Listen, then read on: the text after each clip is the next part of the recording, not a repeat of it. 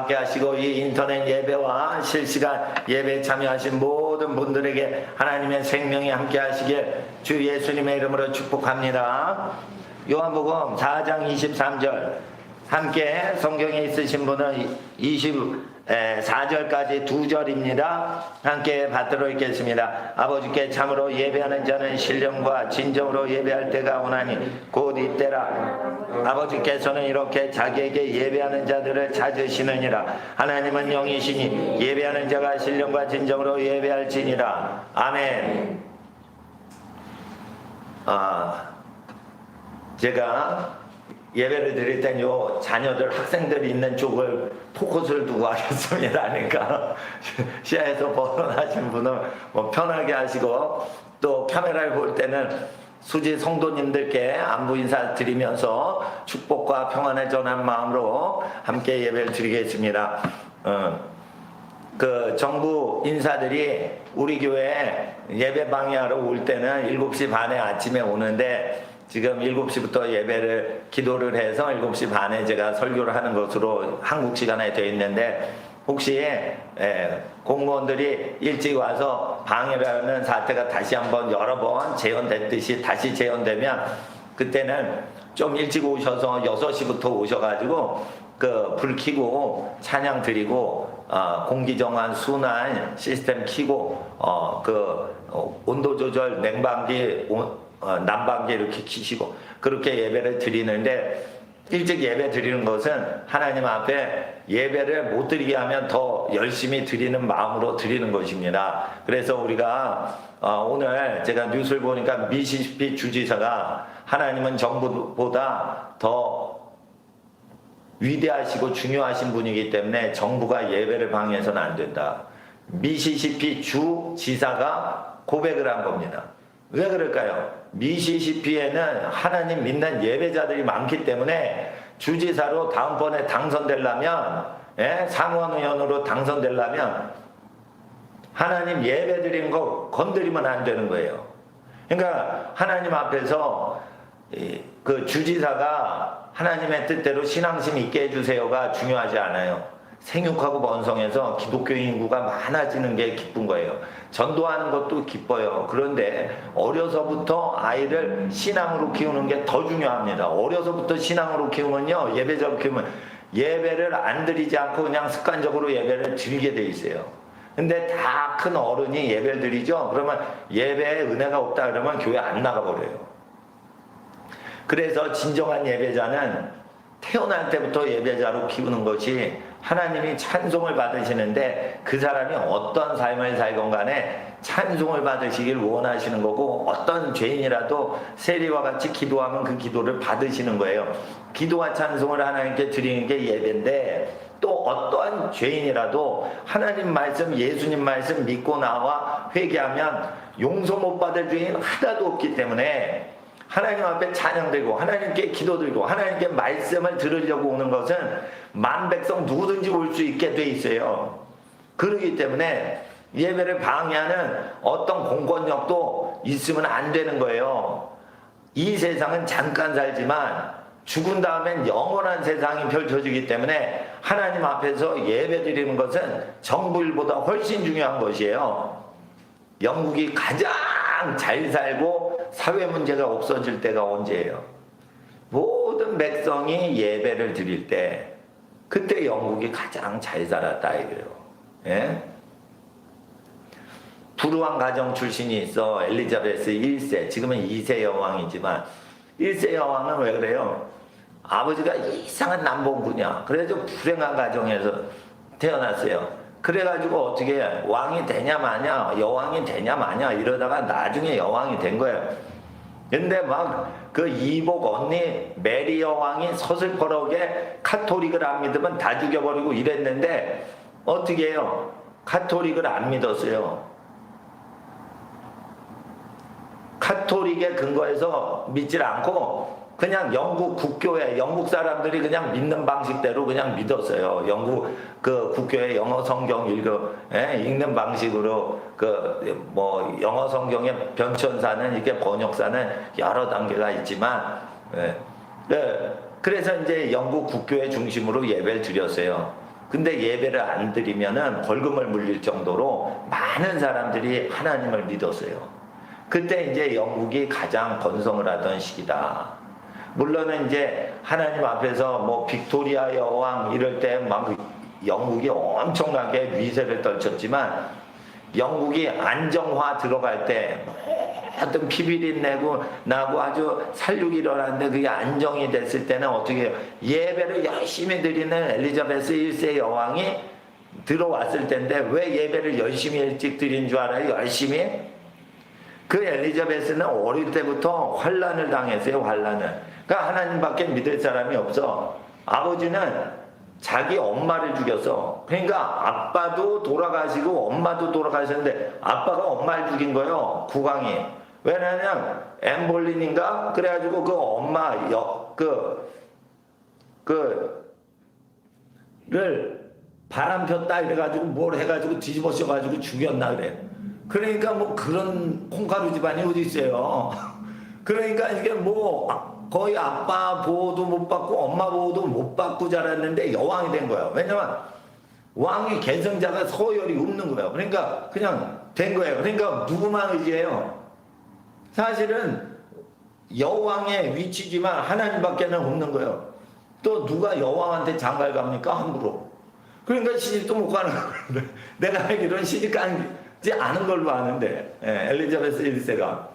지금 현재 여왕 엘리자베스 2세는 그리스 왕자 계통인가? 그리스 왕족에서 이제 필립 공이 그리스 사람이에요. 그래서 영국 여왕하고 결혼했잖아요. 왕족끼리. 근데 그 1세 여왕은 수백 년 전에 결혼도 못했단 말이에요. 그 불행한 거예요. 불행한 거. 그러니까 하나님을 의지하는 거예요. 좋은 옷을 입지만 하나님만 의지해야 되는 거예요. 얼마나 권력이 있는 사람들이 그 배신을 잘하고 잔인합니까? 권력이 강한 사람들 속에 있으면 잔인한 사람들 속에 있는 거예요. 청와대 안에나 의사당 안에 있으면 그게 어떤 데예요? 잔인한 사람들이 있는데요. 그게 권력이 있으면 그냥 가족이고 자식이고 뭐고 없는 거예요. 막 그러니까 짐승이 된다라고 계시록에는 권력자를 짐승이라고 그런 거예요. 인간이 아니라는 거예요. 그 짐승이라고 그런 거예요. 제 설교 권력자가 들으면 기분 나쁘겠지만 이 권력이 많으면 거의 짐승이 된다고 봐야 돼요. 우리 어린이들. 권력자를 동경하지 마세요. 누구를 공경해요? 부모님을 공경하세요. 그래야 제정신이 들고 하나님이 주시는 거룩한 마음이 오는 거예요. 그러니까 선생님들이 많아요. 목사님들도 선생님 중에 하나일 수 있는데, 선생님한테는 잘 배우시고, 그런데 이제 계명 중에 첫 번째 공경할 대상은 자기를 낳아주고 키워주신 부모님이다. 근데 그 부모라는 히브리 단어가 할아버지, 할머니, 증조 할아버지, 증조 할머니까지 다 통용되는 히브리 단어라서 집안의 직계존속 어르신을 공경하라는 뜻이에요. 그게. 그러니까 단지 엄마, 아빠만 두 분만 공경하라는 게 아니에요. 그러니까 어떻게 엄마, 아빠 공경하고, 엄마, 아빠는 할아버지, 할머니 공경하고, 할아버지, 할머니는 증조 할아버지, 할머니를 공경하고, 이런 개념이 모든 집안의 노인까지도 중년까지도 같이 공경하는 그 단어로 되어 있는 거예요. 그러죠? 그렇게 되어 있는 거예요. 그러니까 자기가 부모라도 자기 부모가 계시면 부모 공경을 하는 그런 게 동시에 되는 거예요. 그래서 4대가 모여 산다 그러면 4대한테 다 적용이 되는 말씀이란 말이에요. 그러니까 꼬맹이 유치원생들한테만 그 계명이 되는 말씀이 아니고, 살인하지 마라, 간음하지 마라, 도적질하지 마라, 거짓 증거하지 마라, 이웃의 것을 탐내지 마라, 이 모든 것은 나이 나이가 많고 적고 그런 걸 따지는 게 아니에요. 남녀노소를 가리지 않고 다 말씀하시는 그 말씀인데, 하나님께 참으로 예배하는 자는 영과 진리로 영과 진리로 예배할 때가 오나니. 그래서 영은 어떤 영이냐? 성령을 받아 예배를 할 수 있고, 성령과 더불어 내 거듭난 영이 예배를 해야 돼요. 성령으로 충만하지만 내가 성령님은 예배를 받으실 분이죠. 그러니까 예배를 드리는 사람은 내 거듭난 영이란 말이에요. 성령으로 예배를 드리지만 내 거듭난 영이 예배를 드려야 되는 거예요. 거듭난 영은 국가법보다 하나님 예배법을 더 중시해요. 그리고 하나님은 예배하는 민족에게 복을 주시는 거예요. 예배를 탄압하는 민족은 멸망되고 예배를 하나님께 기뻐하는 민족은 복을 받는 거예요. 우리 민족이 살 길은 뭐밖에 없어요? 예배 드리는 수밖에 없어요. 우리나라는 자원도 없어요. 국토도 작아요. 인구도 적어요. 하나님은 그 대한민국 어떻게 보시는 거예요? 영국 얼마나 조그만 나라예요? 영국이 얼마나 조그만 나라예요? 영국이 그런데 예배를 드렸단 말이에요. 예배를 드렸단 말이에요. 그래서 하나님 앞에서 그 영국이 다스림을 받지 않는 나라가 된 거예요. 예? 예. 그 스페인이 전 세계를 제패했는데 스페인 함대가 영국한테 다 박살이 나버렸어요.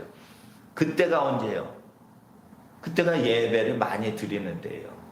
그리고 또한 스페인에 누가 있었냐면 유태인들이 구약 성경을 지켜요. 유태인들은. 예수님은 잘 몰라도. 근데 스페인으로 들어왔는데 이상하게 유대인들이 스페인으로 들어오면 스페인이 갑자기 부자가 돼요. 그러니까 재물복은 어느 민족이 어느 유대 민족이 어느 국가로 들어가면 역사상 금융사를 공부하면 그러니까 유대인이 단체적으로 어느 국가로 이주를 해 들어가면 그 국가가 부자 나라가 됩니다. 이거는 역사가 경제사가 얘기해 주는 거예요. 교회사에서 얘기하는 게 아니고 경제사에서 가장 중요한 민족이 누구냐? 유대 민족이 어느 국가로 이주를 했냐? 여기에 의해서 유대 민족이 이주에 들어가면 그 나라가 잘 되고 강대국이 되다가 스페인이 망할 때 무슨 짓을 한 줄 알아요? 유대인들이 재산이 너무 많으니까 어떻게 했어? 스페인 국왕이 유대인들 재산을 뺏고 내쫓아버렸어요. 그러니까 유대인들이 자기 재산을 다 갖고 어디로 이사를 한 줄 아세요? 영국으로 넘어갔어요.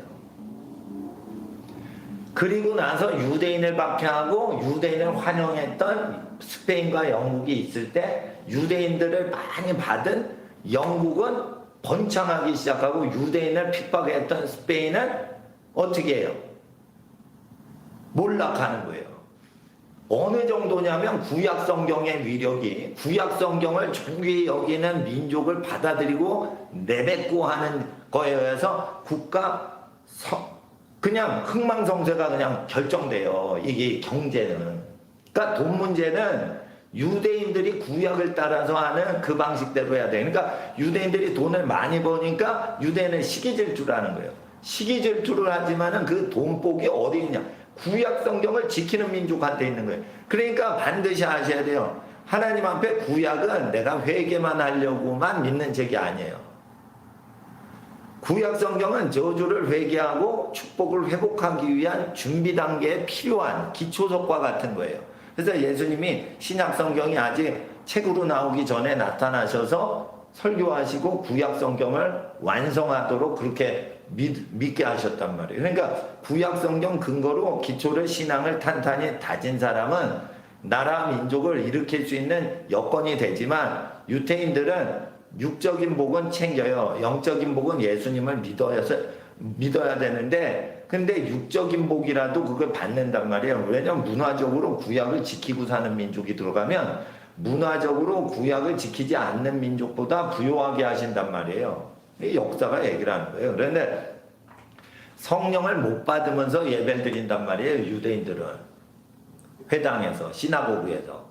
그러면은 예수님 세상에 구주로 오신 분을 영접지 못하고 그냥 문자적으로만 예배를 드리는 거예요. 지냈다네.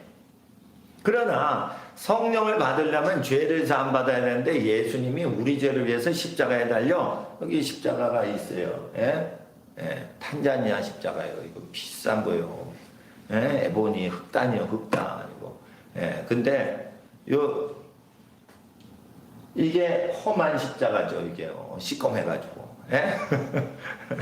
그런데 이 험한 십자가를 예수님이 지시고 우리의 저주를 담당하시고 십자가에서 피 흘려 돌아가심으로 말미암아 모든 사람이 자기 죄를 갖고 자기가 죽어야 되는데 자기 죄를 안고 자기가 죽을 필요가 없이 자기 죄는 자기가 회개만 하면 그 우리가 회개한 우리의 모든 죄짐을 대신 지고 죽으시는 분이 계신 거예요. 그분이 예수님인데 예수님 우리를 구원하시려고 우리의 저주와 죄를 짊어지시고 죽으시려고 오셨는데 유대인이 져버렸단 말이에요. 그러니까 죄사함을 유대인은 받지를 못한 상태에서 계명만 받은 거예요.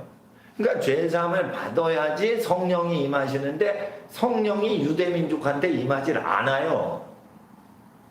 왜 그러면 예수를 부인하면 성령이 오지 못하게 돼 있어요. 아들이 있는 자는 아버지가 있고 아들이 없는 자는 아버지가 없는 거예요. 그러니까 아버지 하나님과 화목하여 아버지 이러면서 하나님 자녀 되는 권세는 예수님을 모셔야지만 되지 구약성경만 믿어서는 하나님 자녀가 되는 게 아니에요. 죄사함 받아서 영원한 생명은 하나님의 아들 예수 그리스도를 믿어야 되는 거예요.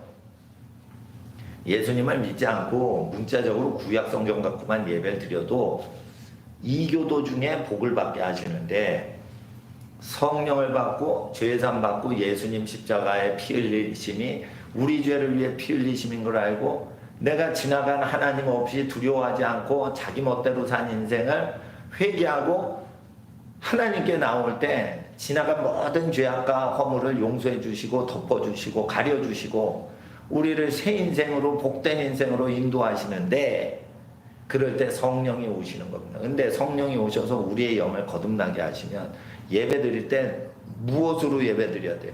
영으로 예배를 드려야 되는 거예요. 그럴 때 이게 성령이실 수 있지만 예배의 주체는 우리가 돼야 되는 거예요. 성령님이 오셔서 우리에게 예배를 받으셔야 되고 우리는 우리의 거듭난 영이 성령님께 예배를 드려야 되고 예수님께 예배를 드려야 되고 하나님 아버지께 예배를 드려야 되는 거예요. 그러니까 성령님도 하나님 아버지와 동일하신 하나님이시기 때문에 예배를 드려야 되는 거예요. 그러니까 성령이 오시면 우리가 예배를 성령으로 예배를 한다 이렇게 읽으면은 어떻게 생각이 되냐면 성령님이 하나님께 예배 드리는 걸로 알아요. 성령님은 하나님께 예배드리질 않아요. 하나님은 하나님 그 자체이시란 말이에요. 그러니까 여기서 신령과 진정으로 할 때 이 원어가 영이란 말이에요. 그러면 영은 어떤 영이에요? 성령에서 난 것은 영이니 우리의 거듭난 영이 예배드려야 되고 거듭난 영으로 예배하는 자를 하나님은 찾으시기 때문에 구원받는 사람들이 하나님께 오기를 원하시는 거예요. 또한 거듭난 사람이 영이 예배를 드리지만 무엇로 예배를 드려요? 영과 진리로. 진리는 하나님의 말씀인 거예요. 어이 학생, 예, 여기도 학생 계셔. 그렇지만은 하나님 앞에서 신령과 진정으로 예배 드린다. 예, 제가 이게 조명이 이렇게 해서 이렇게 그림이 지죠. 그러니까 어떻게 해요? 예, 약간 어둡죠? 앞면이. 그러니까 그 인터넷 보시는 분이 목사님 알고 봤더니 좀 못생겼다 이렇게 나오죠. 원래 못생겼어 내가. 근데 원래 하나님 못생긴 사람 잘 쓰죠. 잘생긴 사람 하나님이 쓰시기가 어려워요. 그러니까 샥 빛을 받으니까 이게 내가 어두워지고 그러지. 네, 하나님은 외모로 안 보시거든. 그러니까 너무 시험 들지 마죠. 이거 빛과 어둠이 이렇게 명암이 대조라니까 시험 들지 마죠. 진리로 예배를 드리는 사람 기뻐하시는 거예요. 진리로 예배를 드리는 사람. 진리는 뭐냐? 예수님이 진리고 예수님이 하신 말씀이 진리인 거예요. 예수님은요 베들레헴에 오시고 갈릴리 바닷가에 오셔서 말씀하신 그것만 얘기하신 거 아니에요. 예수님의 설교는요 태초부터 말씀하신 분이에요. 태초부터 말씀하시다가 나중에 사람으로 오셔서 또 말씀을 하신 거다 이거예요. 그러니까 예수님 말씀은 창세기부터 계시록까지 다 예수님 말씀이라고 보시고 여호와라는 하나님의 존재는 예수 그리스도께서 하나님으로 계실 때의 존재다라는 것이에요. 요한복음 12장에 보면은 그 하나님께서 옷자락이 성전에 가득한데 그 여호와 하나님의 옷자락이 성전에 가득한데 그게 주님의 영광을 보고 이사야가 기록한 거다. 사도 요한이 기록하는데 그 주님이라고 할 때 그 여호와가 예수님이라고 바로 연결을 시키고 있어요. 사도 요한이. 그러니까 여호와께서 보좌에 앉으셨는데 옷자락이 성전에 가득하신데 아들 예수님은 그 옷자락 밑에 숨어서 장난치고 있는 아들이 아니고 하나님 본체시라. 여호와께서 보좌에 앉으신 그분 자체가 예수님이라. 그러면 예수님은 어디 앉아 계세요, 여러분? 하나님 품에 계시는 여호와의 말씀이 오신 거예요. 하나님 옆자리에 계시다가 오신 분이 아니란 말이에요. 태초부터 예수님은 하나님 우편에 옆자리에 앉아 계시다 그러잖아요. 하나님 품에 계시던 하나님의 말씀이 보좌에 앉으신 하나님의 품에 계시는 여호와의 말씀이 아들 예수로 2000년 전에 오시고 우리를 위해 중보하시려고 우편에 앉으셔서 중보기도 하시려고 승천하신 뒤부터 우편에 앉아 계신 거예요. 그러니까 다윗이 시편 110편에 주께서 주 우편에 앉으사 그 메시아 사역을 예언한 거지 태초부터 주 우편에 앉아 계신 게 아니에요. 하나님의 아들 예수는 원래 어디에서 왔어요? 하나님 품에 계시던 독생자가 오신 거예요. 하나님 저기 옆에 2m 떨어진 자리에 왕자 자리에 앉아 있을 거다. 왜? 하나님의 아들이니까 왕자석이 있을 거 아니에요. 그러니까 왕자석에 태초부터 그러면 언제부터 왕자로 태어났어요? 난 적도 없고 죽는 적도 없다는 거예요. 예수님은 태어난 적이 없어요. 그런데 사람들이 신학사를 보면은 교리사에서 사람들이 이해를 못한 거예요. 하나님의 아들로 태초부터 계속 아들이니까 태어난 생일이 있을 거 아닌가.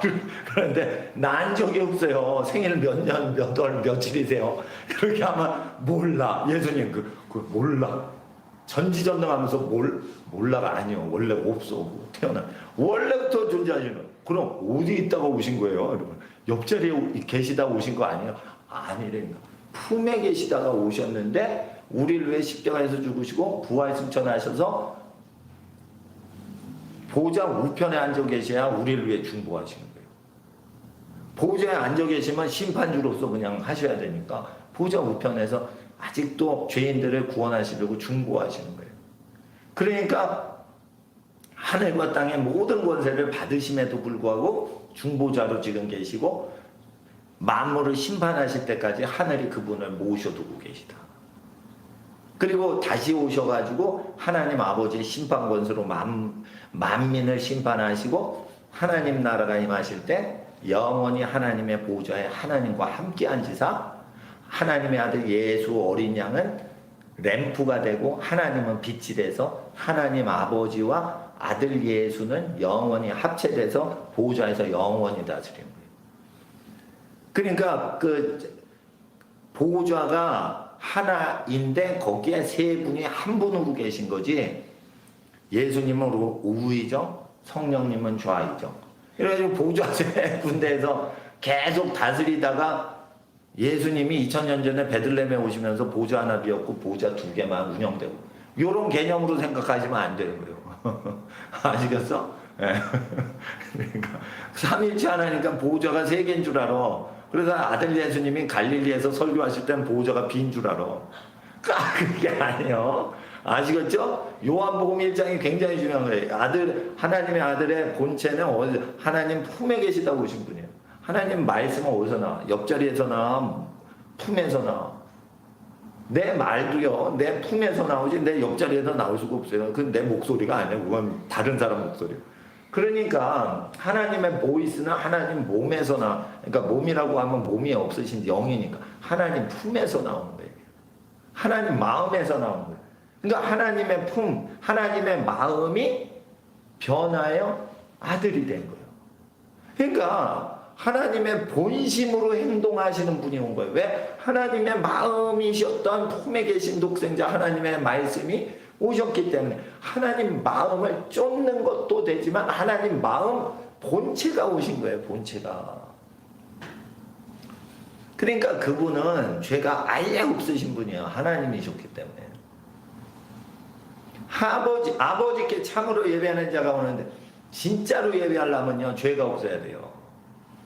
그러면 성령으로 거듭나야 되는데 성령으로 거듭나게 해주시려고 아들이 이 땅에 우리 죄를 짊어지려고 오셨다. 그래서 아들을 믿는 자마다 진리를 믿고 또한 죄사함을 받게 됐기 때문에 죄사함 받은 사람이 성령을 받아 거듭날 수 있죠.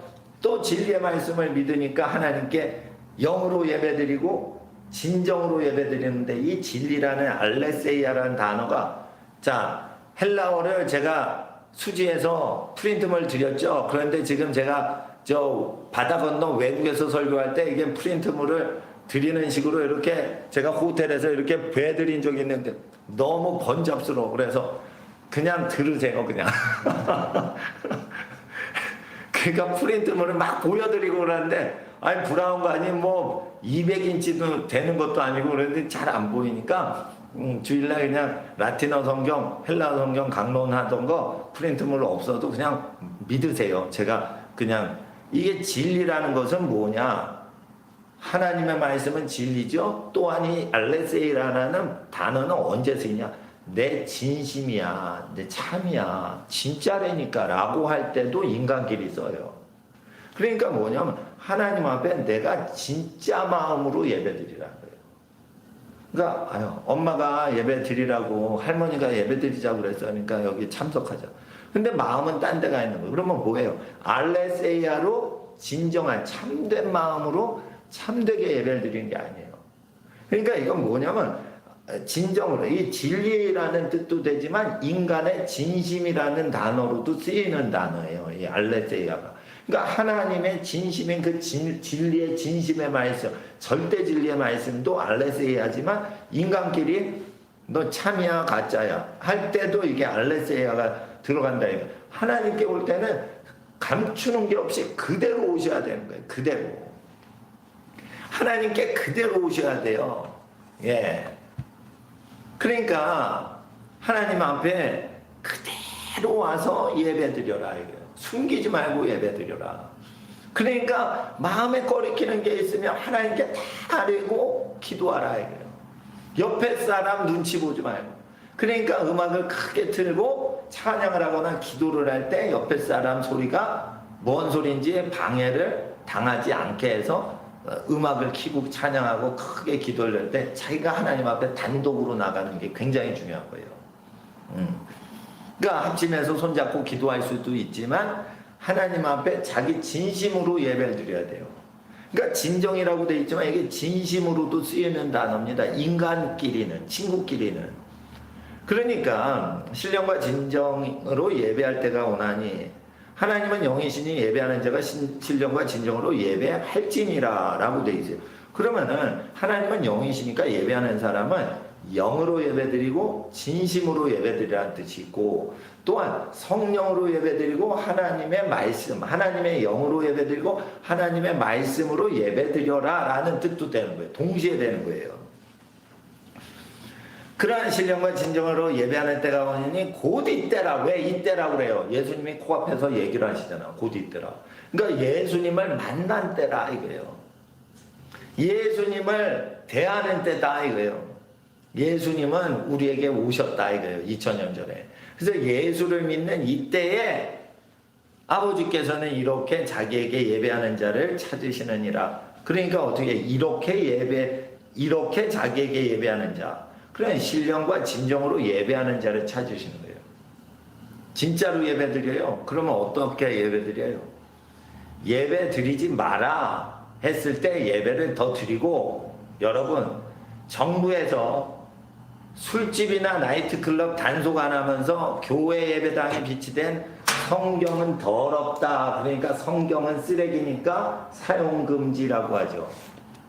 그러면은 진정으로 예배드리는 자는 가난한데 자기 성경이 있어서 자기 성경 쓰면 좋아요. 그런데 가난해서 성경을 살 돈이 없어. 어떤 학생이, 고아가. 그런데 예배당에 있는 성경을 만져서 예배를 드려야 돼요. 집에 성경이 없고 자기 돈이 없어. 그럴 때 예배당 성경 무료로 쓰게끔 하는 거예요. 그럴 때 하나님께서 가난한 자를 가난한데 성경 읽고 싶어서 성경을 딱 잡을 때 병 걸려 죽게 하면 그거 하나님 아니에요. 하나님은 성경을 딱 거룩히 구별해서 성경을 더럽히지 않는 예배당에서 그게 성경을 딱 잡았을 때 병들게 하시는 분이 아니에요. 그러니까 신령과 진정으로 예배를 드린 자는 진리를 기록을 한 성경도 거룩히 여겨야 되는 거예요. 성경을 사람들이 손으로 만지니까 더럽다. 그러니까 성경은 없애버려야 된다. 이렇게 하는 거는 예배를 회방하는 거예요. 그러니까 지금 청와대는 예배를 회방하는 거예요. 반드시 멸망당합니다, 이거. 예?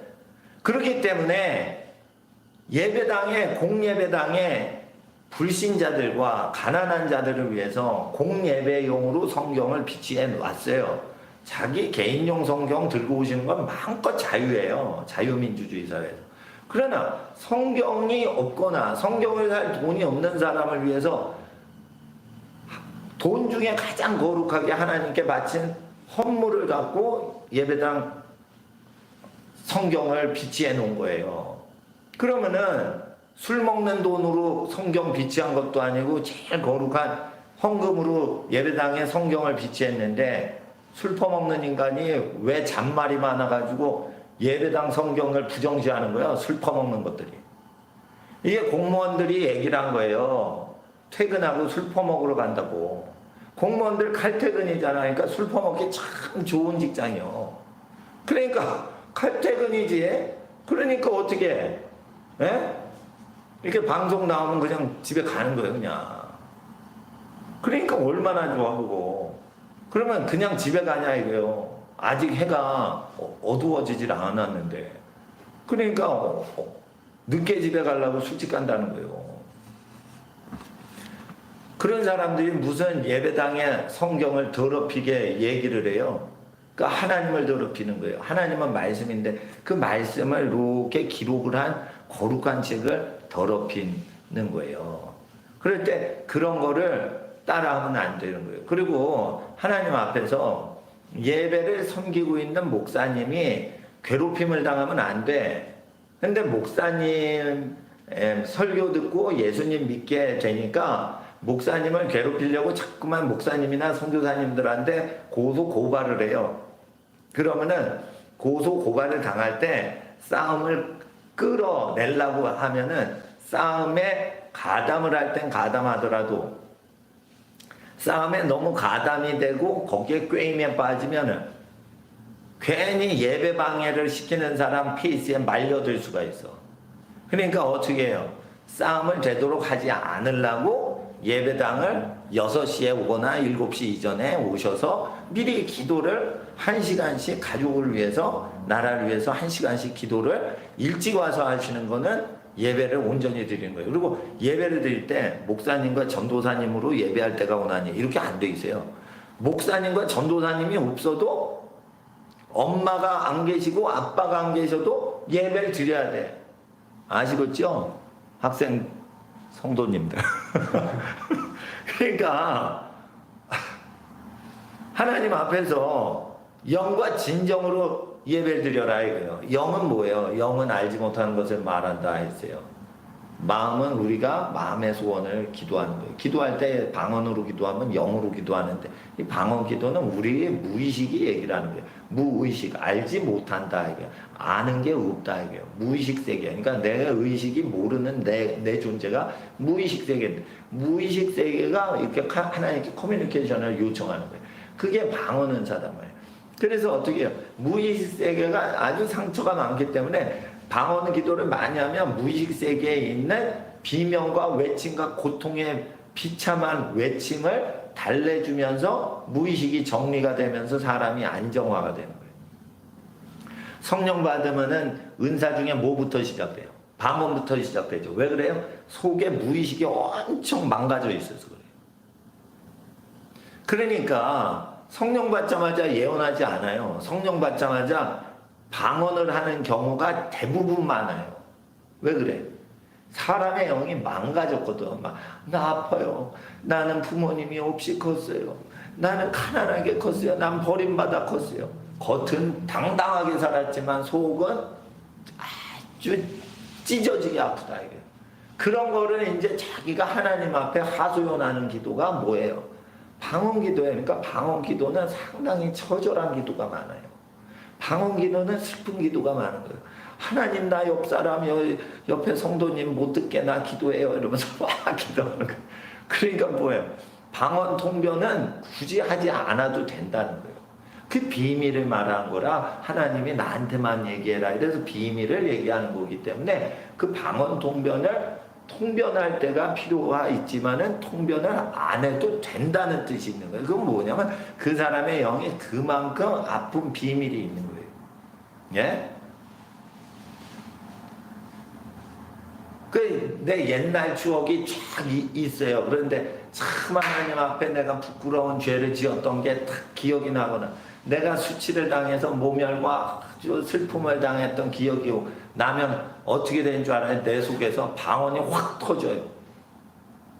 그러니까 방언을 할 때 성령을 따라서 영화로운 거룩한 기도를 할 때도 있지만 방언을 할 때는 내 수치와 고통과 슬픔을 36년 전에 그 고통과 슬픔을 얘기할 때 확 하나님께 비밀스럽게 아리는데도 방언이 됐다 이거예요.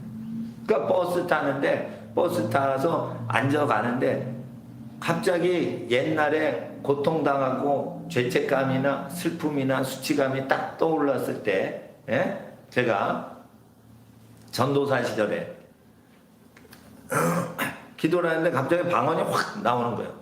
그러니까 앞에 앉아있던 아저씨가 실컷 보면서 왜 미친 사람이야? 자리를 옮기는 거예요. 한국말로 기도를 안 하고 말이 못 알아먹는 말이 나오니까 못 알아먹는 말을 하면은 술 취한 사람으로 알아요. 그러니까 하나님 앞에서 그렇게 영으로 예배 드린다는 건 뭐냐? 하나님께 뭔가 기도할 때는 가감 없이 다 기도하라는 거예요. 그러니까 아까 성도사님께서 음악을 켜주셨는데 우리 성도님들이 기도를 하잖아요. 그러면은 마음껏 기도를 해야 돼요. 근데 마음껏 기도할 때는요, 적절하게 소리를 내야 돼요. 크게 소리를 내라는 건 아니에요.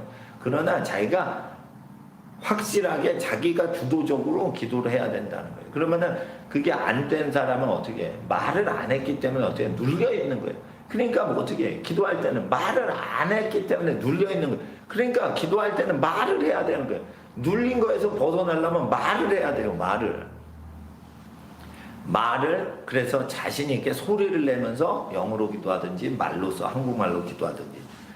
그런데 진심으로 예배할 때가 온다는 뜻도 되는 거예요. 이게 곧 이때라 예수님을 만난 때라. 예수님이 수가성 여인을 만나서 이때라 예배할 때라. 그러니까 뭐예요? 수가성 여인은 결혼을 5번 했는데 현재 있는 사람도 자기 남편이 아니야. 근데 그 예수님이 알아버렸어.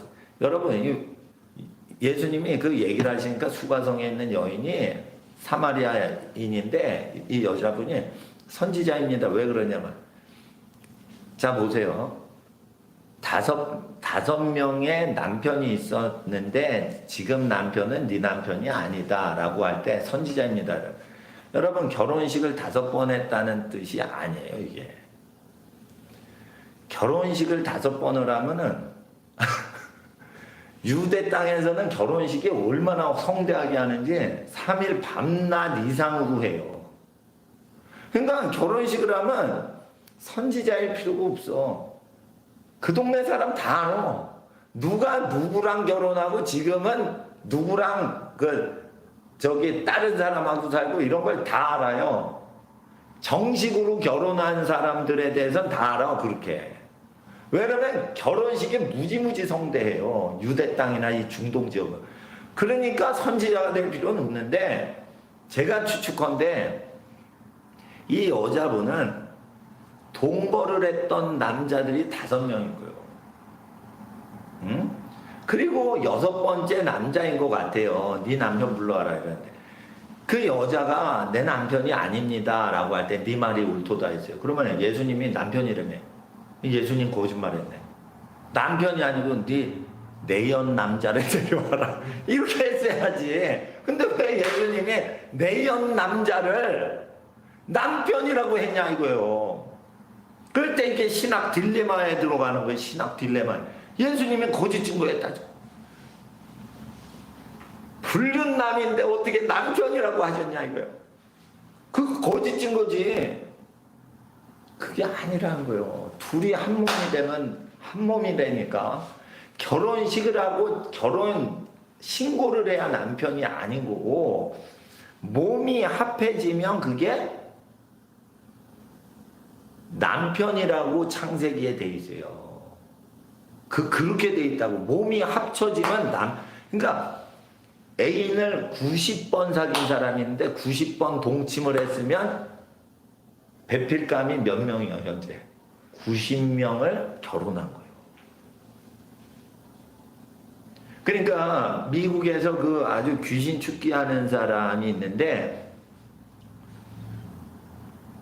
어떤 사람이 200명의 사람하고 성관계를 했는데 그 200명의 이름을 대면서 회개할 때마다 그 사람 뒤에 있던 어둠이 하나씩 사라지더래요. 그게 뭐냐면 정식으로 결혼한 적이 없고 그렇게 성이 문란하게 미국 젊은이들이 살아간 거야. 그러니까 돈 많이 벌고 멋지고 이러니까 막 남녀가 파티에 가서 파티가 매주 일어나요. 그럼 매주마다 파트너 바꿔가지고 성관계를 했다는 거예요. 그러니까 수백 명하고 젊은이가 성관계를 한 거예요. 파티 문화가 사탄 문화입니다. 이건 미국에서 술 퍼먹고 대학생들이 막 집이 방이 20개나 돼. 그런 큰 집을 빌려가지고 파티를 하는 거예요. 빈집에. 예? 그러니까 남녀가 술 취해가지고 댄스 치다가 어느 이름 모를 방으로 20개 중에 하나 쏙 들어가면 아무도 몰라. 그렇게 난자 파티를 하는 게 엄청 잘 사는 동네 많다는 거예요. 그러니까 하나님께서 잘 살면 타락할까봐 가난하게 그때 겨우겨우 살게 하시는 거예요. 이게 하나님의 은혜인 거예요. 죄 못 짓게 하려고. 그러니까 미국이 잘 살아도요, 이게 가난 문제가 있게끔 하나님이 전능하사 가난을 주시는 거예요. 그러면은 그게 다 뜻이 있는 거예요, 뜻이. 응? 밥이 많이 있으면 좋겠지. 밥을 산더미 같이 삼키면 좋을 것 같지. 배탈이 난다, 이거 배탈이 난다. 적절하게 먹어야 돼. 자기 분량이 있어. 적절하게 먹어야지. 더 먹어. 그러면은 그냥 큰일 나는 거예요. 돈도 그런 거예요. 자기가 분량이 있어. 돈을 다스릴 만한 분량이 있어. 돈에 끌려가지 않으냐 할 정도의 양이 있는 거예요. 근데 그거 넘어서 받아버려. 그러면 타락을 하는 거예요. 그게 타락을 하는 거예요. 그러니까 돈을 잘 다스릴 수 있도록 훈련을 받은 다음에 돈을 다스려야 된다는 거예요. 그게 뭐냐? 욕심이 없어야 돼. 물욕이 없어서 하늘복을 받아 부자가 되면 괜찮아요. 근데 하늘복을 받기도 전에 마귀가 뭘 많이 줘. 그럴 때 덥석 받아버리면 그게 굉장히 위험하단 말이에요. 그러니까 하나님 앞에서 죄 지었던 것들을 회개해야 돼요. 그 진심으로, 진정으로. 이때라. 아버지께 예배할 때가 오나니 이때라. 아버지께서는 자기에게 예배하는 자를 찾고 계시니라. 그러면 찾고 계셔요. 찾았어. 야, 하늘째 한 대 너 찾았어. 예배 드려라. 이러죠. 그럼 뭘로 예배 드리게 하시는 거예요? 진리의 말씀으로 예배 드리게 하는 거예요. 근데 진리의 말씀이 기록이 되어 있는 성경책을 더럽게 여기면서 예배 드려라.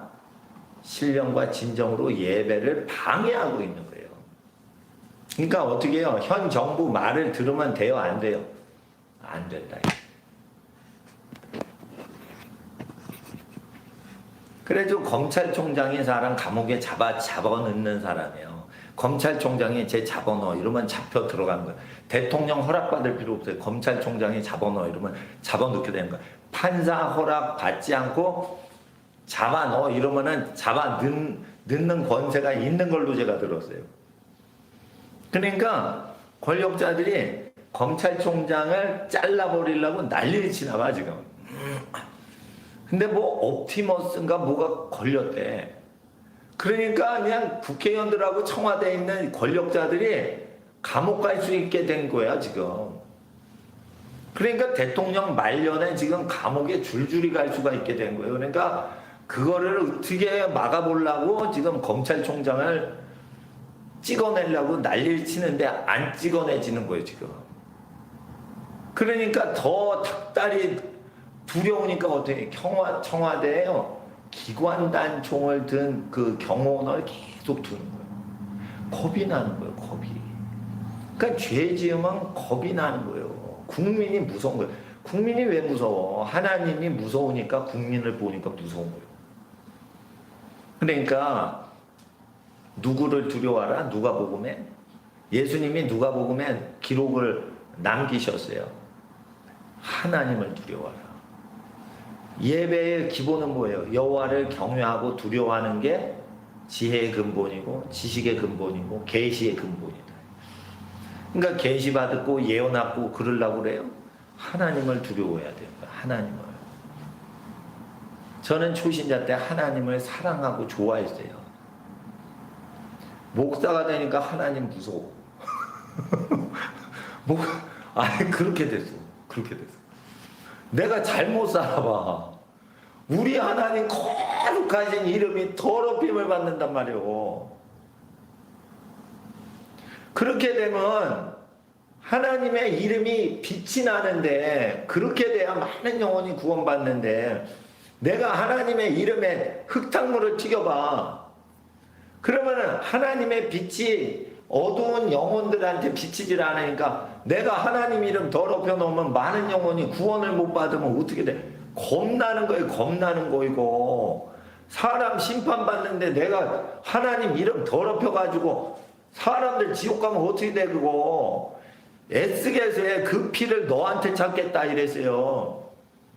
그러니까 하나님 이름 더럽혀질까 봐 두려운 거예요. 그러니까 사는 게 물론 나를 용서하시고 나를 사랑하셔서 구원으로 인도하시지만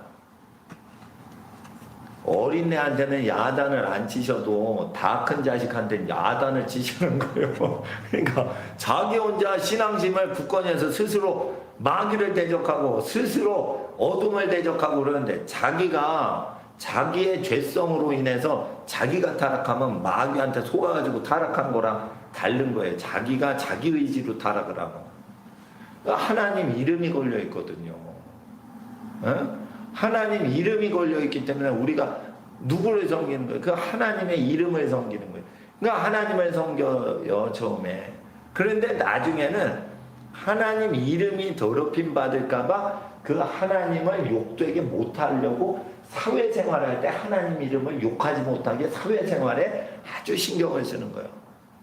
그래 처음에는 교회에서 하나님을 섬겨요. 그러다가 하나님의 이름을 섬길 때는 하나님 이름을 욕되게 하는 것들, 야, 그 하나님 그 이렇게 하는 거 아니야. 너 하나님 몰라서 그래. 너 불신자라 그래. 하나님은 거룩하신 분이야. 하나님의 이름을 섬긴다는 건 세상에 나가서 하나님 이름 욕되지 못하게 하게 그걸 막아서는 거예요. 세상하고 충돌을 한단 말이에요. 다니엘아, 내가 섬기는 하나님께서 사자의 입에서 너를 건지시기에 능하셨더냐 다니엘아. 죄송합니다. 막 열정적으로 하다가 마이크를 쳐버렸네. 여기다 달아야죠.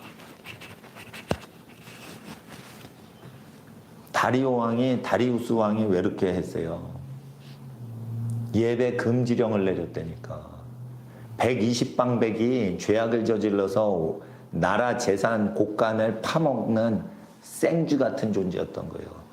그래가지고 3명의 총리를 두어서 부정부패를 방지하려고 했는데 2명의 총리가 120명의 갉아먹는 그 생쥐 같은 권력자들하고 야합이 되고 다리우스 왕을 오직 보필하는 자는 다니엘밖에 없는데 이 다니엘의 지혜로 말미암아 총리 2명과 120명 도합 122명의 절대 권력자들이 부정부패를 할 수가 없게 됐던 거예요.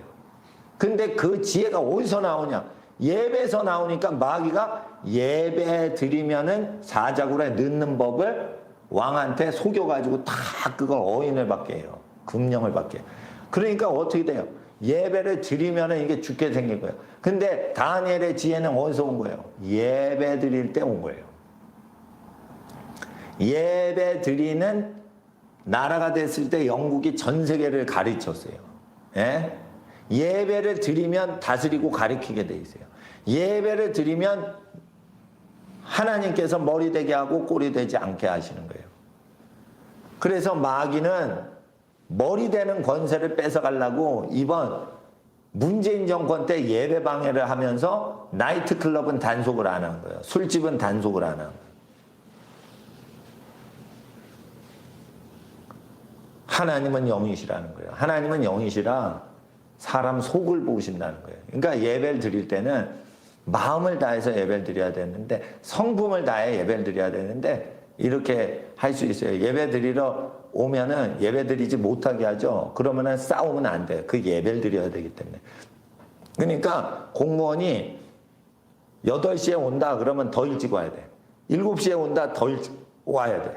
그래서 싸울 수도 웃게끔 해놔야 돼. 예. 그리고 싸우시는 애국교회가 마당에서 저 천막 치고 예배를 드려요. 그 천막 노숙자 교회에서 기증하신 거예요, 지금. 그런데 이 용역들이 와가지고요, 예? 천막을 다 몽둥이로 때리고 갔어. 그러니까 저기 형제님들하고 학생들하고 이동규 목사님이 그걸 다시 세팅을 해가지고 천막 다시 치고 하는 거예요. 그러니까 예배를 드리는 걸 그렇게 싫어하는 거예요. 그렇게. 어? 마귀는 예배를 제일 싫어하는 거예요. 예배를 하나님 우리의 왕이십니다 이러면 하나님이 실제 다스리시거든요. 예? 마귀가 제일 싫어하는 게 정치 권력자가 하나님은 정부보다 크신 분입니다. 미시시피 주지사처럼 이렇게 말하는 걸 제일 두려워해요. 근데 그렇게 하기까지는 백성들이요, 믿는 예배자들이 생육하고 번성하고 하나님께 거룩히 살아가는데 수요를 넓혀가야 되고 그 수준을 높여가야 돼요. 높이와 넓이와 깊이를 더해가야 돼요. 그러니까 규모가 클수록 믿음도 좋아진다고 봐야 돼요. 예. 그러니까 그 믿는 자의 숫자가 많아질수록 하나님 앞에 예배자가 하나님께 권세를 더 받게 되는데, 그 예배를 방해하려고 그랬는데 다니엘의 그 지혜는 어디서 오는가? 예배와 기도에서 왔다는 거예요. 그럴 때 국가법이 예배를 방해하더라도 국가법을 무시하고 하는 거예요. 네. 하나님은 영이시니 예배하는 자가 신령과 진정으로 예배할지니라. 예. 제가요, 법적으로 막 이렇게 싸우고 막 공무원하고 싸우다가 이제 잠깐 여기 왔거든. 예. 싸움을 피해서 잠깐 온 거예요. 그러니까 어떤 분이 솔직히 인터넷 안 보시거나 예배당도 안 오시는 분 중에 이럴 수 있어. 이동 목사 겁쟁이 있구나, 겁쟁이. 예? 열심히 싸우다가 왜 갑자기 싸우질 않고 저렇게 됐냐, 이렇게 할 수 있지만 싸울 필요가 없을 때는 살짝 피하고 또 싸우러 내가 갈 수가 있어요. 예. 싸우러 갈 수가 있어. 그런데 일단은 나는 부활절 예배 드린 거를 범죄 행위로 그렇게 검사들이 재판에 회부를 시킨 거에 대해서 난 기분이 나쁜 거예요.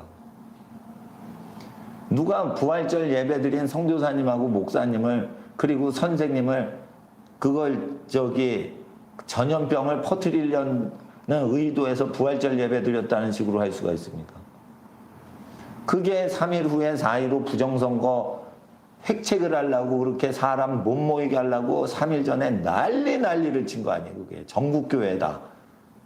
그러니까 부정부패 부정선거 하는 놈들한테 내가 그거를 왜 맞춰요, 그걸. 그래서 하나님 앞에서 제가 복음을 증거하는데 이거보다 큰 재앙과 환란이 올 때를 대비해서 연습을 해야 돼요. 목사님이 얼루 사라지더라도 각자 예배를 드리고, 예배를 드리러 올 때는 반드시 성도들이 외부한테 나 명단을 예배 드린다 이러고 명단 제출하고 예배 드릴 필요 없어요. 하나님께 은밀히 예배 드려도 그 예배 다 받으시는 거야. 국가에다 등록하고 예배를 드려야지 받으신다고 뻥치는 것들 가짜예요. 국가에 예배자 명단을 제출하고 예배를 드릴 필요가 없는 거예요. 예? 그리고 하나님 앞에서 예배를 드리는데 예배를 방해하면은 안 된다. 그 미국 연방대법원에서 그렇게 돼 있어요. 주지사가, 캘리포니아 주지사가 예배 그거 제한해. 그 인원수 제한해. 그러니까 100명 들어가는데 30명 들어가게 하고 이러죠. 그거 불법이라는 거예요. 좀 판결 났어. 근데 우리나라 대법원은 어떻게 해요? 반대로 판결할 걸 아마? 그러니까 뭐냐면 백성이요. 수요가 적으면은 그걸 압제를 하고 탄압을 하고 싶으면 탄압을 해버린단 말이에요. 그러니까 예배를 드리는 사람들 수요가 많아져야 돼. 그러니까 하나님 앞에서 아기를 많이 낳아서 예배를 드리는 백성들이 많아지게 하는 것은 박해를 대비해 가지고 힘쓰고 있는 사람이에요. 평화시에. 그러니까 아기가 하나 태어나면 너무 귀한 거예요. 잘 키워. 근데 그 집이 아기들이 자손수들이 많고 조카들이 많다. 그러면 기쁜 거예요, 그게. 수요가 많아지면 기쁜 겁니다. 하나님은 누구를 찾으세요? 예배하는 자를 찾고 계세요. 그런데 하나님은 영이신데 영으로 예배하는 자를 찾으시고 하나님은 진리이신데 진리로 예배하는 자를 찾고 계시는 겁니다. 그래서 영과 진리로 예배할지니라. 여자가 가로되 메시아 곧 그리스도라는 이가 오실 줄을 내가 아오니 그분이 오시면 그리스도께서 오시면 메시아가 오시면 모든 것을 우리에게 고하시리이다 했어요. 그랬더니 예수님이 내가 그로라 이렇게 얘기하시는 거예요. 자, 예수님께서 여자가 한 명이 있었는데 그 사마리아 여자한테 물을 달라 했어요. 물을 달라 했어요. 그러면은 어찌하여 물을 달라 하십니까? 여자가 혼자 있는데 물 달라고 단둘이 남자 혼자가 여자 혼자한테 가가지고 물을 요청하는 게 그게 안 되는 거예요. 근데 뭔가 예수님께서 어떻게 해요? 이 여자의 슬픈 문제를 해결해 주시고자 하는 거예요. 성령과 진리로 예배 드리려면 성령 받으려면 귀신이 떠나가야 되는데 귀신 축기 사역을 50년 이상 하신 분들이 얘기가 동거했던 성관계에 부정한 것을 회개를 안 하면 귀신이 안 떠나간다고 다들 간증을 합니다. 그러니까 이제 침례교, 장로교 이렇게 성경 교육을 집중적으로 사명 걸고 하시는 보수주의 교단들도 있지만 능력 받아가지고 귀신 쫓아내고 막 이런 부흥사들이 많은 뭐 순복음이나 오순절 교단 그런 데도 있어요. 그리고 선교 단체들도 많고 능력 사역해서 귀신을 많이 쫓는 그 할아버지 목사님들이 한 50년 정도 축기 사역하고 얘기가 뭐냐? 비밀리에 성관계하는 내연의 관계가 있는 사람은 그것을 고백을 해야지 한 명이나 두 명 증인 앞에서 그걸 죄를 고백해야 몸에 있던 귀신이 나간다는 거예요. 내연의 관계를 계속 숨기고 비밀 그 성적인 관계를 감추고 있으면 절대 귀신이 안 나가고 성령이 오시질 않는다는 거예요. 예수님이 왜 남편 5이 있었는데 이러고 그걸 드러내세요? 그래야 이 여자가 신령과 진정으로 예배가 가능해진다는 거예요. 나는 그래서 50년 이상 축기 사역하신 목사님들이 그 간증을 하는 게 딱 들어가는데 예수님이 이렇게 하는데 이 여자에 해당되는 사례가 어떻게 신령과 진정으로 예배 드리는지 신령과 진정으로 예배 드리려면 머리이신 그리스도와 몸이 되는 교회로 자기가 들어가려면 음란 문제를 해결해야 성령 받는다는 걸 얘기하는 거예요. 근데 이제 도적질한 죄는 그걸 그냥 은밀히 갚거나 뭐 이래도 괜찮은데 이게 성적인 범죄는 도적질하는 죄보다 더 크다는 거예요. 귀신 들리는 게. 예? 도적질해도 저주 걸려요. 도적질하면 출애굽기에 레위기에 신명기에 가난의 저주가 온대서. 그리고 도적질하면 무슨 저주가 온다고 출애굽기에 돼 있어요? 하나님이 명하셨어요. 그를 노예로 삼아 2배를 갖기까지 부려먹어라 이렇게 돼 있어요. 도적질하면 남의 밑에서 하기 싫은 일을 억지로 하는 인생이 돼버린다고 돼 있어요. 그러니까 도적질하면 큰 저주가 있으니까 도적놈들을 사랑해서 도적질하면 안 돼요. 이렇게 사회를 만들어야 돼요. 예? 그러니까 도적질하라 이렇게 하면 안 되는 거죠. 도적질하지 말라라고 하나님이 하시는 거는 그 디모데 전서 1장에 죄인을 위하여 사랑해서 죄인을 사랑해서 구약이 있다라고 되어 있어요. 율법을 선하게 쓰는데 이거 법은 죄인을 위하고 죄인을 사랑하고 죄인을 옳은 길로 인도하려고 구약이 있다 이랬어요. 그러니까 도적질하지 말라는 왜 기록이 된 거예요? 의인이 도적질을 못하도록 예방하려고 하는 차원도 있지만 도적질을 하고 있는 사람을 도와주기 위해서 도적질하지 말라는 거예요. 아시겠죠? 예? 그러니까 도적질하지 말라. 왜 그래? 하나님 전능하셔서 도적질하는 사람은 노예살이하는 저주가 온다라고 예언을 하셨기 때문에. 그러니까 하나님은 노예 제도를 싫어하지만 도적질이 계속되면 도적질하는 사람을 노예로 써먹을 수가 있다는 거예요.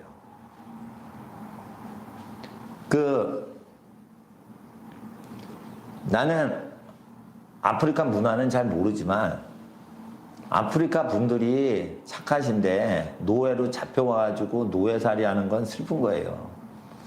그런데 그런 노예로 잡혀와가지고 몸을 팔려고 하나 사는 사람이 없더라. 이래서 노예 중에 가장 안 팔리는, 꼬이는, 노예 중에 가장 인생에 풀리지 않는 그런 노예의 상황이 신명기 28장 68절인가 기록이 되어 있어요. 그러니까 노예 중에서도 노예요. 그러니까 그래 내가 이 길로 다시는 오지 아니하리라 이러는데 종으로 노예로 잡혀서 그 길로 다시 오는 거예요. 미치는 거지. 그러니까 신명기를 지키지 않으면 그런 인생이 생긴다는 거예요. 그리고 자기 몸을 노예 시장에 팔아요. 자원해서 팔아. 나 노예입니다. 어서 사주세요.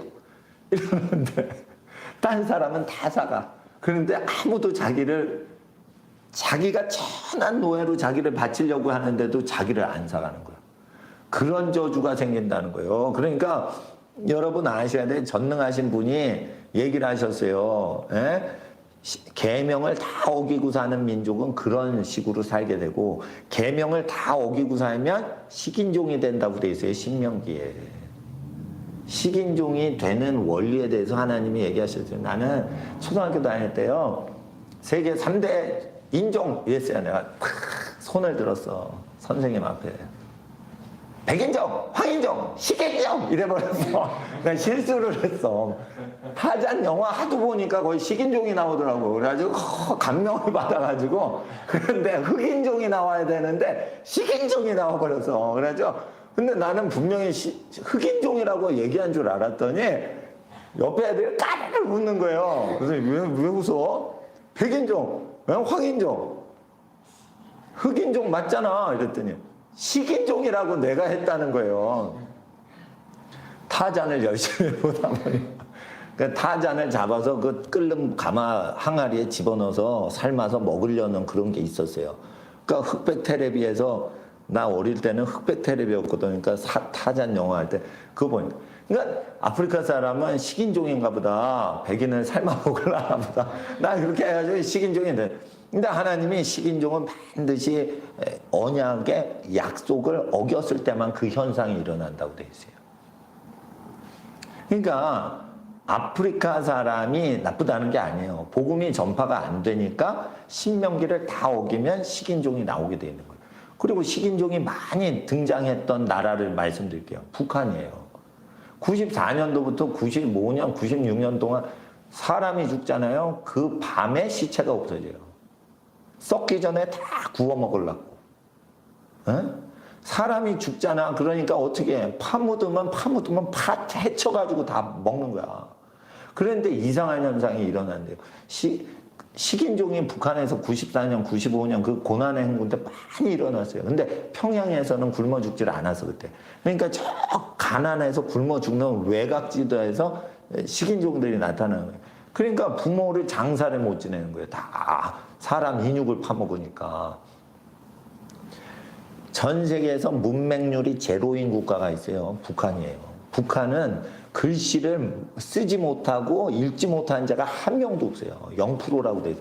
물론 그건 뻥일 수는 있지만 그렇게 강제적으로 글 공부를 시켜서 김일성 훈시를 읽게 하는 거예요.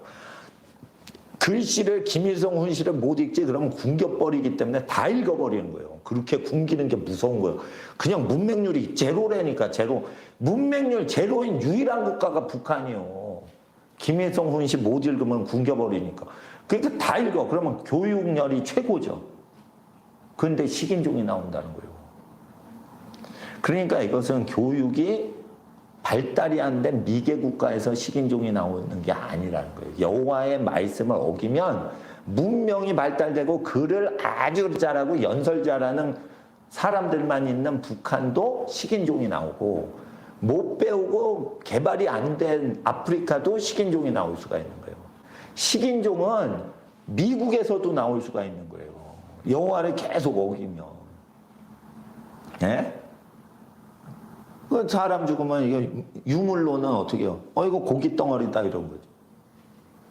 그러니까 2차 세계대전 때 소련군이 어떻게 해요? 독일군 얼어 죽잖아. 스탈린그라드에서 얼어 죽어요. 영하 30도, 20도에서. 그래서 쏴 죽었는데 시체를 장사를 못 지니까 영하 20도에서 총 맞아 죽었는데 얼잖아. 근데 소련군이 덮쳐서 어떻게 해요? 독일군 시체를 먹는 거예요. 굶어 죽을 때 전쟁터에서. 그러면은 독일군이 왜 이렇게 시체를 먹고 소련군이 시체를 먹고 그런 게 일어나서 신명기를 어기면 최첨단 무장을 하고 막 하늘나라를 날아가는 비행기를 발명하는 독일군도 그렇게 된단 말이에요. 그러니까 신명기는 미개 국가에서 되는 게 아니에요. 그러니까 아프리카 사람이 노예로 팔려갔다 그러면은 나는 물론 아프리카 분들이 들으면 서운해할 수 있지만 현대 아프리카인과 다르게 그 당시에 모세율법을 어기고 사는 문화가 있으니까 그렇게 잡혀가게 하는 거예요. 아프리카 사람도 불신자라도 하나님의 아담의 후손이기 때문에 존귀히 여기려는 마음이 있으신 거예요. 근데 왜 아프리카 사람 중에 누가 저기 식인종으로 잡혀먹는 사람이나 노예로 팔려가는 사람이 있어? 분명히 신명기를 어겼으니까 그런 거예요. 그러니까 하나님께 예배드리러 올 때는 이 진리로 예배를 해야 된다. 그러니까 어떤 민족을 예배를 훈련시킬 땐 진리로 훈련을 교육을 시키고 예배를 드려야 되는 거예요. 진리를 모르는데 그냥 찬송이나 아니야 찬송식이나 하세요. 이렇게 하는데 진리를 몰라. 십계명도 몰라. 네? 신명기도 몰라. 마태복음의 산상수훈도 몰라. 그러면서 이제 양심이 없이 그냥 정글 법칙으로 약육강식 방식으로 서로 잡아 죽이는 식으로 하잖아요. 그러면 어떻게 돼요? 그럼 비극이 벌어진다는 거예요. 그러니까 목사님이 느끼는 거는 뭐냐? 세계적으로 아주 전쟁이 일어나요. 근데 이제 무기가 발달하니까 전쟁이 심각하지 않아. 확실히 죽여버리고 일찍 끝내버려 그냥. 그리고 요즘은 국가가 그 스텔스 길로 게릴라전을 해요. 국가가 게릴라전을 한다니까. 요만한 드론이 프로펠러 장난감같이 쭉 가다가 이따만한 탱크, 70톤짜리 탱크를 박살을 내버려요. 요만한 게. 장난감 같은 게 뱅글뱅글. 그거 미제도 아니야. 터키제야, 터키제. 터키제가 뱅글뱅글 이렇게 장난감 프로펠러처럼 가. 그러더니 어떻게 해? 탱크에 부딪혀. 그러니까 탱크가 녹아 없어져요. 그러니까 장난감 갖고 탱크를 박살낸다니까. 이게 전투기 갖고 옛날엔 탱크를 작살냈는데 이제 장난감 갖고 탱크를 작살내요. 이게 강대국이 아니야. 터키가 미군과 같이 강대국이 아니에요. 근데 그렇게 작살내. 그러면 전쟁이 오락게임처럼 이제 시작돼요. 오락게임처럼. 제가 예언을 하는 거예요. 전쟁은 많아져요 앞으로. 근데 전쟁이 너무 첨단으로 하이테크로 끝내버리니까 전쟁 됐네 끝났어 이렇게 돼버리는 거예요. 그러니까 전쟁이 아주 많아져요. 그리고 스텔스 기능이 있고 폭탄도 이제 스텔스가 나오는 거예요. 폭탄이 날아가도 레이더로 안 잡혀요. 비행기가 지나가도 안 잡히는데 미사일이 지나가도 그게 스텔스 미사일이요. 폭탄에도 스텔스를 해요. 그러니까 뭐냐면 전부 잡히지 않고 그냥 뻥 터져 죽는 거예요. 뻥 터져 죽는 거. 그렇게 하기 때문에 전쟁이 아주 많아지고요. 전쟁을 하는 기능이 강화돼요. 그래서 앞으로 어떻게 돼요? 무력이 더 중요하게 되고요. 민주주의 권리는 더 축소가 되게 돼 있어요. 왜 그래요? 사람들이 진리를 알지니 진리가 너희를 자유케 하리라 했는데 진리를 거부하기 때문에 어떻게 돼요? 자유를 못하고 억어대고 산단 말이에요. 그래서 우리가 하나님 말씀을 지켜야 되는 것입니다. 예. 지금 이 시간 하나님 말씀을 제가 증거했는데 1시간 15분 했습니다. 1시간 15분 했는데 이 시간 여기 계속 여러 시간 논스톱으로 기도하고 말씀 증거하는 겁니다. 그러니까 저기 기도하는 시간에 뭐 화장실이 급하신 학생들이나 어린이들은 뭐 화장실 가실 수도 있는데 이 시간 우리가 잠깐 몇십 분 기도하고 또 하나님 말씀 공부하겠는데 그 하나님 앞에서 제가 이 시간 여러분들을 위해서 잠깐 기도하겠습니다. 거룩하신 아버지 하나님, 우리가 하나님 앞에 나와 항상 신령과 진정으로 예배하는 사람 되도록 주께서 우리를 불러주시니 감사합니다. 오늘 불법을 행하는 악한 정치인들이 북한과 남한을 다스릴 때 예배의 자유를 위해서 우리는 기도합니다. 아버지 하나님, 예배하는 자를 찾으시는 아버지여, 우리가 여기 왔나이다. 예배를 드리나이다. 두세 명이 모였어도 예배를 드리나이다. 세상에 허락을 받지 않고 예배를 드리나이다. 예배드리는 우리 성도들 아버지 하나님, 모든 안식일 주일을 지키는 성도들에게 아버지 하나님, 해가 지거나 해가 뜨거나 예배드리게 하여 주시옵소서. 아버지 하나님, 예배자로 살아가도록 우리 모든 하나님의 어린이들, 자녀들, 청소년들 기름 부어 주시옵시고 성령으로 예배드리고 하나님의 진리의 성경 말씀으로 예배드리게 하시고 우리의 거듭난 진정한 마음과 영으로 예배드리게 하시고 우리의 진심 어린 마음으로 예배드리게 하옵소서.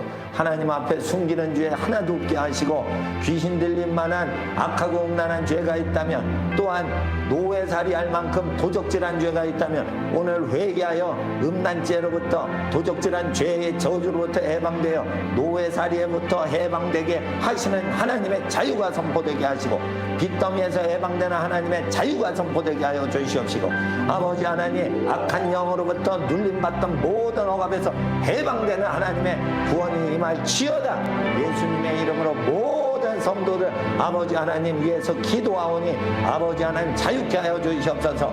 이 시간 병이 있는 자는, 약한 자는 약한데 손을 얹으시고 병든 자, 마음에 눌린 자는 가슴에 손을 얹으시기 바랍니다. 예수 그리스도 주님의 이름으로 명하니 병든 자는 나을지어다. 예수님의 채찍에 맞으심으로 이 시간 병든 자는 나을지어다. 병들게 하는 모든 원수마귀 사탄 악귀야 떠나갈지어다. 아버지 하나님, 집안에 종살이하거나 빚더미에 눌려서 사는 모든 집안의 조상들의 모든 도적질한 죄들이 있다면, 회개치 않은 자신의 죄가 있다면 아버지 하나님 용서하여 주시옵시고 그리스도 예수님의 피 흘리심으로 죄사함 받아 아버지 하나님 자유케 하옵소서. 빚더미로부터 자유케 될지어다. 가난으로부터 자유케 될지어다. 남 밑에서 노예살이하는 데서 자유케 될지어다. 아버지 하나님 자유자로 살게 하여 주시옵소서. 그리스도 예수님의 거룩하신 이름으로 축복합니다. 약한 자는 강하게 될지어다. 약한 자는 강하게 될지어다. 병든 소화기 개통은 나을지어다. 병들어서 약한 뼈다귀와 모든 관절들 원래 상태로 강건한 뼈가 될지어다. 암덩어리 들마다 노가 없어질지어다. 예수님의 이름으로 명하니 암덩어리마다 노가 없어질지어다. 예수님의 채찍에 맞으심으로 암덩어리 없어질지어다. 예수 그리스도 주님의 이름으로 지혜 없는 학생들 아버지 하나님께 지혜를 구하오니 아버지 하나님 후회 주시고 흔들어 넘치게 주시는 하나님의 지혜가 어린 학생들에게 임할지어다. 성결히 살고자 헌신하는 어린 예배자들에게 성령의 지혜를 더하여 주시옵시고, 아버지 하나님 사업 하시는 분들에게 아버지 하나님 땀 흘린 만큼 30배 60배 100배의 소득이 넘치게 하여 주시옵시고, 하나님 사랑하고 이웃을 사랑하는데 선하게 돈을 통치하는 통치자 되게 하여 주시옵시고, 아버지 하나님 모든 저주를 뿌리 뽑는 영적인 권세자 되게 하여 주시옵소서. 이 시간 모든 집안들을 축복합니다. 모든 자녀들을 축복합니다. 하나님의 나라 임하여 주시옵소서. 거룩하신 예수 그리스도 주님의 이름으로 축복하며 기도드리옵나이다. 아멘. 이 시간 찬양 틀어주신 상태에서 우리 다 함께 주여 세 번 부르시고 다시 한번 기도드리겠습니다.